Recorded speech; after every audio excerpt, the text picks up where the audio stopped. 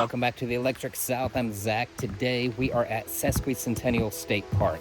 The other day my state parks passport came in and I decided to come here first to do a little preview of what we're going to be doing in 2026, going to all 30 of the South Carolina state parks with EV charging as of now. That's 30 out of our 47 currently have EV charging.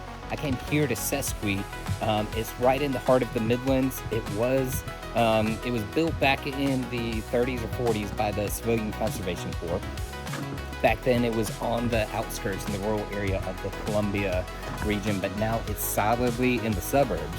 But we've still got this beautiful protected wild area with trails and stuff.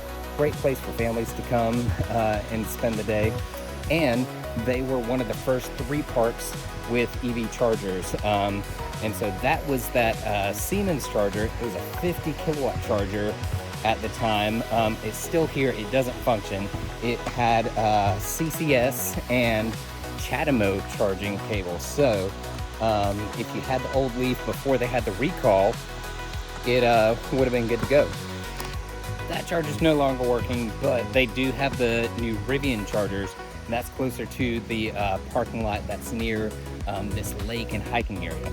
And so those are free. That's a partnership with Rivian and the South Carolina State Parks. It's not as fast as the original ones. It's only about 7 or 8 kilowatts as opposed to the 50 kilowatts, but it works.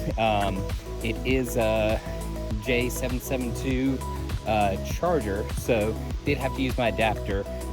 We'll see if in the future they go to NACS chargers here at the state parks. Might try to talk to some park staff down the road, but stay tuned for all that in 2026. We're going to hit up all those state parks and more.